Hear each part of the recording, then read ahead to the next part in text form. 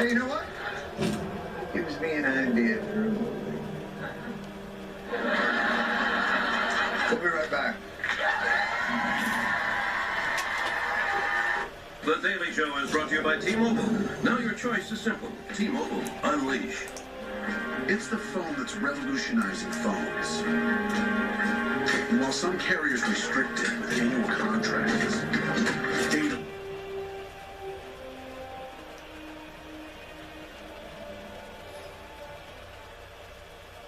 Their medical hardware with innovative software to be in many places at the same time. Using data to connect patients to software, to nurses, to the right people and machines.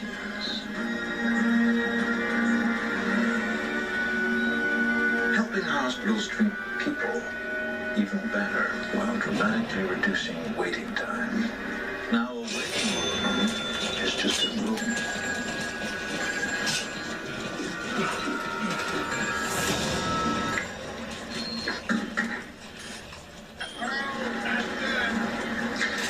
Red or blue?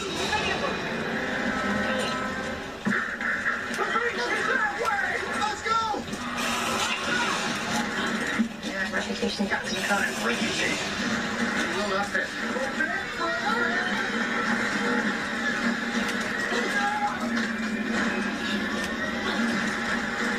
3, 2, 1. You coming with me or not?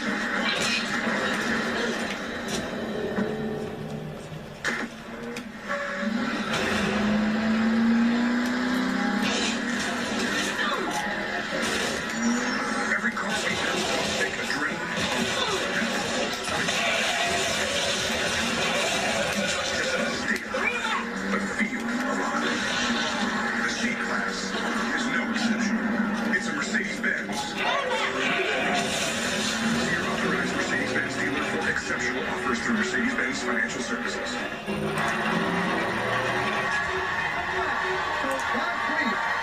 As we were watching on the show last week, we learned that Time to while the fortify our United States position. Senate was unable to pass even the most basic gun control measures, Australia has had a successful gun control scheme for almost 2 decades. John Oliver visited our cousins from across a couple of ponds to find out more in part 2 of our 3-part series. In 1996, following a massacre, Australia's back of semi-automatic weapons, while also heavily regulating the purchase and storage of other firearms. The result was dramatically reduced levels of gun violence. So why can't we do that here? To find out, I sat down with long-time aide to Harry Reid's Jim Manley. The NRA is still a very powerful force in this country. They have 4 million members who are very, very determined to get their way. And how can a nation of 300 million compete with that? It's difficult to understand sometimes, isn't it? But the fact of the matter is that you've got to spend a lot hard before you support gun control. Because taking on the NRA can be political suicide. And the Democratic Party is working tirelessly to reduce the rate of political suicide among its members. Surely Australian politicians weren't stupid enough to end their political lives so What? You did what? I need a medic. We'll just kill that guy first. Thanks to the save. That helps too. Meet Rob Borbidge, former Premier of Queensland, Australia's most conservative state. In 1996, he was instrumental in enacting gun control, knowing it would cost him his political career in the next election. We paid a high political price, but we did the right thing. Look, there are Australians alive today because we took that action. I mean, how much is a life worth? But Jim Manley knows that a true public servant has more important concerns. What makes a politician successful? Getting re-elected by his or her constituents. Right. Yeah. That's how you judge success. Okay. Well, getting legislation done. Well, it's second. It's second. That is second. That is second. If I could rewind the tape, I'd say getting legislation done and getting re-elected by your constituents. But since we can't rerun the tape, let's just go with the answer you gave on Earth. Don't get reelected. You just roadkill in the political process. Tragically, not everyone understands this. What makes a politician successful? Go. Making society a better place. No. Look, we can actually rewind the tape to where you're going. What makes a politician successful? Well, it's your responsibility to govern Time to build. in the best interests of the people that you serve. Rob, I'm going out on a limb here. I've already told someone else that I can't do this when I can. I hope you got a lot of tape. True success is a lifelong politician like Harry Reid, whose watered-down gun legislation was carefully designed to protect those who needed it most. He has a responsibility as the Democratic leader to protect the caucus. Right, the caucus needs to be protected. The caucus does. They need to be protected politically. How many political careers have been tragically ended by gun control? We've lost some good folks over the years because of this. Right, you have a perfectly healthy political career in his back. Just like that. Which means Australian Prime Minister John Howard has blood on his hands. Do you ever think about the innocent victims of your gun control? They will not be victims of murder. They're not victims of evil. He was incredibly courageous politically in supporting our laws. But politically, he's dead. Bang. Just like that. Elections that we all do at some point. But Howard is not alone. His Deputy Prime Minister Tim Fisher also refuses to accept responsibility for the Korea massacre. So you don't look at these things Need a medic. and feel guilt. Well, they're alive. Thanks for the save. I hope that those who totally veto any move to bring sensible semi-automatic and automatic weapon control to the suburbs of America are also politically dead but physically alive. Not if I can help it. Never again will a political career end in a senseless act of meaningful legislation. It's just all of them are dead politically. Not physically. Physically, they're probably safer than they've ever been before. I mean, again, just to reiterate, physically, they're absolutely fine. Unfortunately, what spending time with politically dead Australian politicians made me think about was how horribly wrong we have it in America. It's just fine. American standards, you are a politician. And the fact that that is true is why I am now going to in America, in Australia, they've shown it is, providing a fantastic lesson for America to ignore.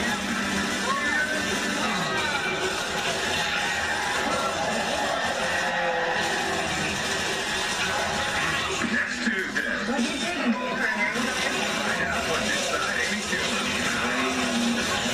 My dad is racist, so I get it. Inside Amy Schumer, a series of embarrassing episodes. Premiering next Tuesday after an all-new time. We used to celebrate our planet once a year on Earth Day, but one day wasn't enough to save it. In 2071, we were forced to leave our world and find a new home. We never thought we'd return.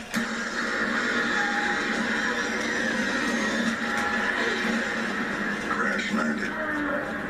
Son, we are the first humans to set foot on this planet in over 1,000 years. Everything has evolved to kill humans. Remember, danger is real, but fear is a choice. If we are going to survive this, we fight together.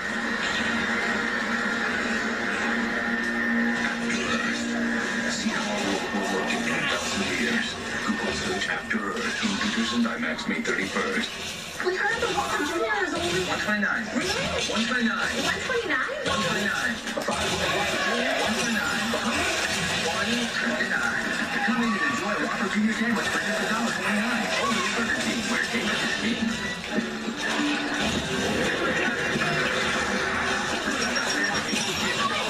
Fuck, again? I need a medic.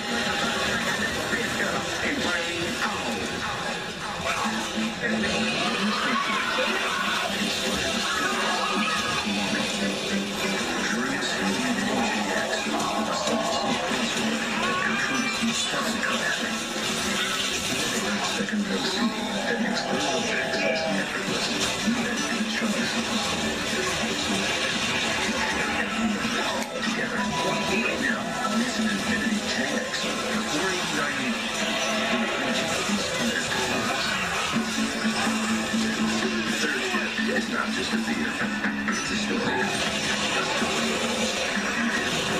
I say you love your job. You know it's in your life. You never work at night. That's what brought the band of brewers together. To make a beer they're proud to call their own. Introducing the Golden Third Shift Master Lager. When beer is your calling, you never clock.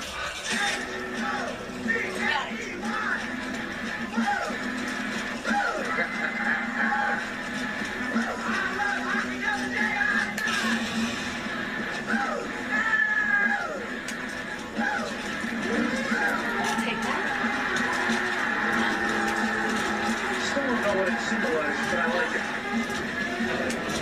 The NHL Stanley Cup playoffs starting April 30th on NBC and ABC Sports.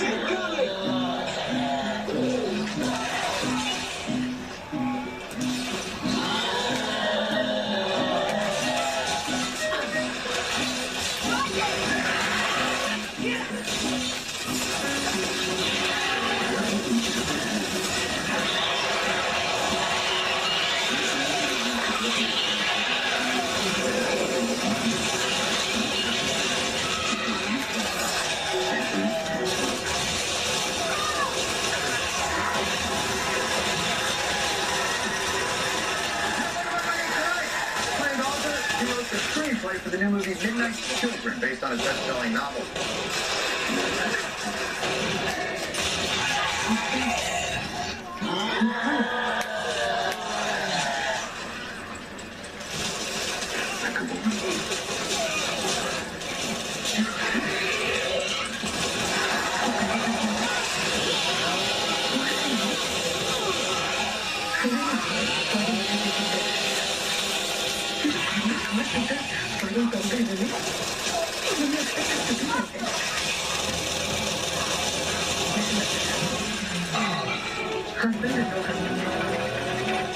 I'm not the movie thing.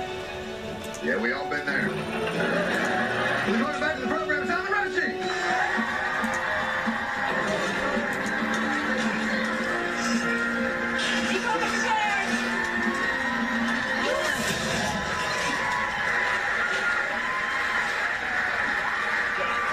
I'll tell you what, my friend, congratulations. This is an ambitious film. You wrote Midnight Children, an incredible novel. Had you always, when you wrote it, did you think to yourself, oh, this would be a nice movie? No, you know what? Back then, I was just a kid. Nobody knew who I was. I was just grateful to get published. And for a few people who were not related to me, buy copies of it. I mean, the idea that it would turn into this huge thing, you know, big bestseller, etc., winning prizes, and eventually it took 30 years to make it. Hollywood years, that's all right. Now, when they came to you to say, did someone come to you and say, we would like to take this film, and we would, and for those of you who don't know the story, it's a boy in a boat with a kite.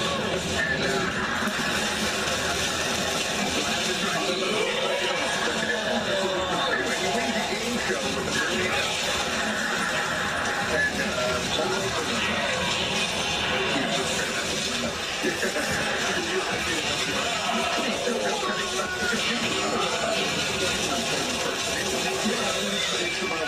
India doing something which America did a little earlier, which is kicking the British out.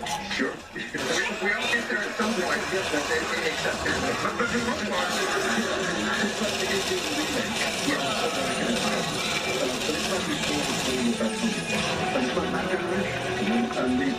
swapped the dirt via misleading, misled midwife. Right. And they sort of have each other's life. The rich one has the poor life, and the poor one has the rich life. And then they obviously sort of confront each other at the end. So, It's so much too, because they symbolize not just the birth of India, but also its painful partition, the wars that are fought. There's an awful lot of historical context to it. but fortunately, I mean, yeah, but I didn't want to, I don't think anybody needs to study, before they see the film. No. Because, I mean, it's about... By the way, that's a smart pitch to this audience. I'm just saying, it's okay. We tell you what you need to know. Seriously, just tell us to try to book. Go.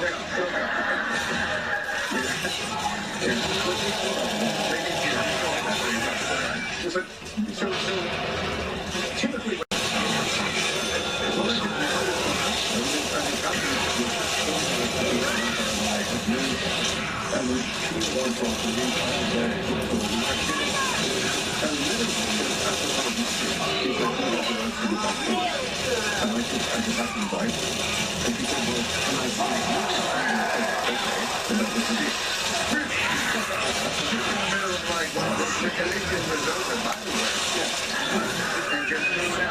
and then we had a serious negotiation, and I told her the option for $1.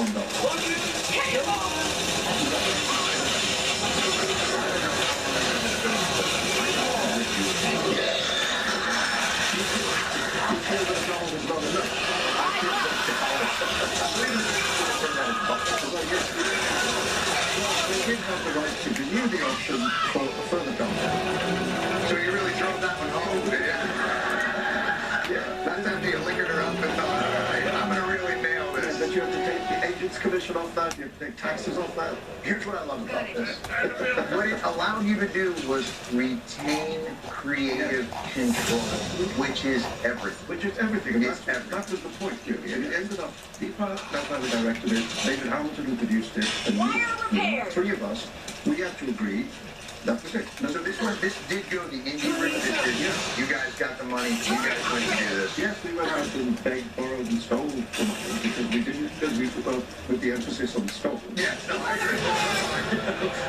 Very well.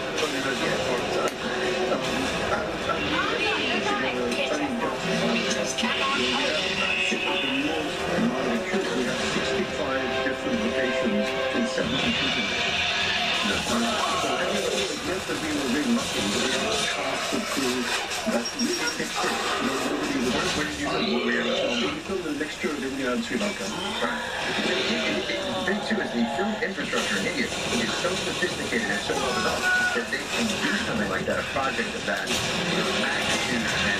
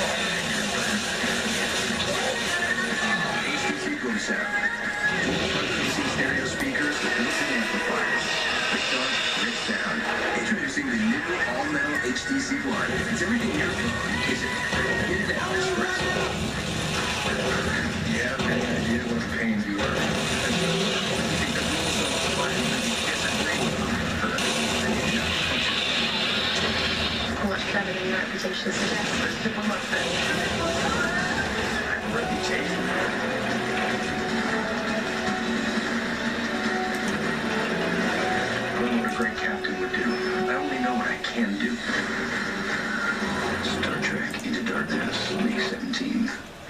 I am a United States sailor. I will support and defend the Constitution of the United States of America. And I will obey the orders of those appointed over me. I represent the fighting spirit of the Navy.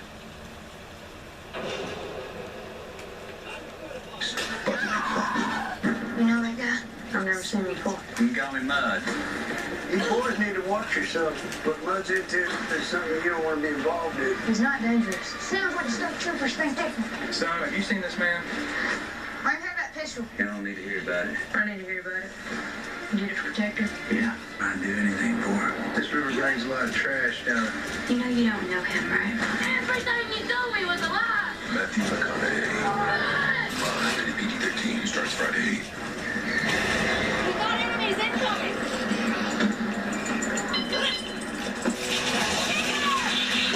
We don't just certify our pre-owned vehicles. We inspect, analyze, and recondition each model. Nothing short of genuine certified pre-owned Mercedes-Benz. Next in the world. Hurry into your office. Certified pre-owned salesman.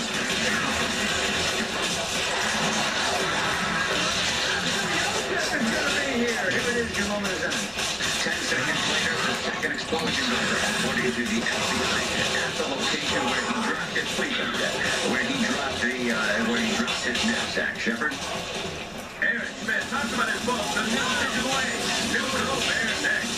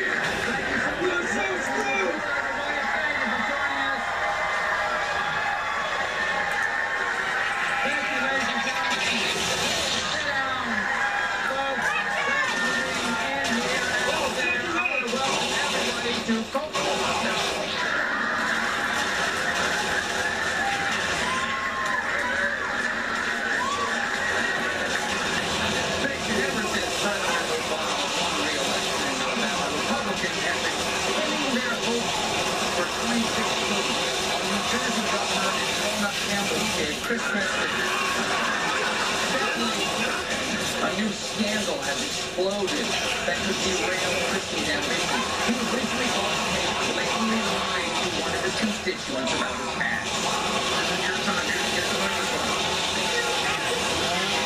I don't like your favorite show, but I like watching sports on TV. That's what I'm trying to do. That's what I do. What's your favorite TV show? How old are you? When I was 4, my favorite show was Scooby-Doo, too. Shocking. That Scooby-Doo is still on the air. Although in the new episodes, when the Harlem Globetrotters guest star, they're joined by everybody. Well, it turns out Christie was full of Scooby-Doo news. And he was exposed by Pulitzer Prize-winning watchdog group PolitiFact, who reported, given the governor's birth date and the official premiere date of Scooby-Doo, Where Are You?, Christie would have been 7 years old, not 4, if he watched the show's first episode. Time to guess.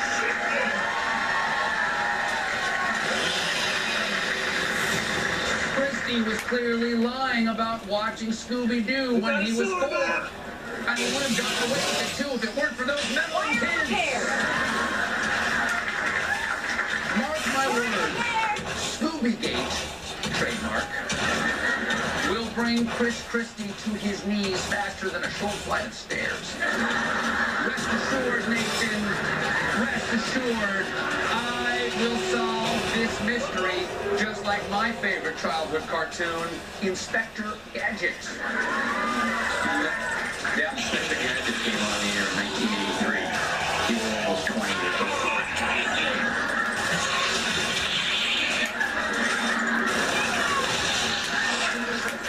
Front row.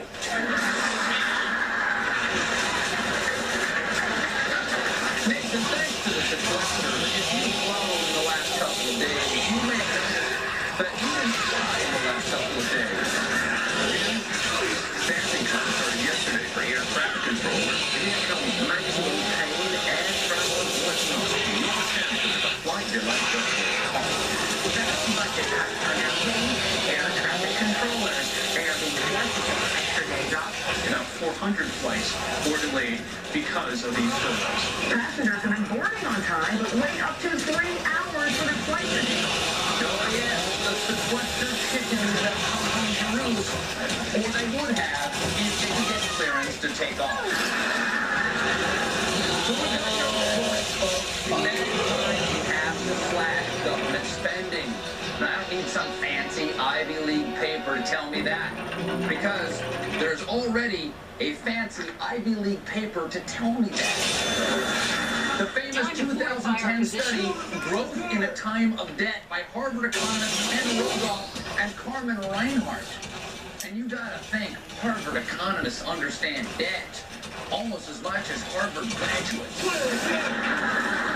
So it's no surprise that fiscal conservatives all use Rogoff and Reinhart to make the case for drastic budget cuts. I always heard if it gets to 90%, that's a tipping point, and that's when things That's when economic growth starts to slow. Right. If you look at Rogoff and Reinhart, what they say, you have to consider gross debt. We're over 100%. Economists who have studied sovereign debt tell us that letting total debt rise above 90% of GDP creates a drag on economic growth and intensifies the risk of a debt-fueled economic crisis. Yes, a debt-fueled economic crisis. That would plunge us into another Great Depression. And drag the entire world down with it. Not only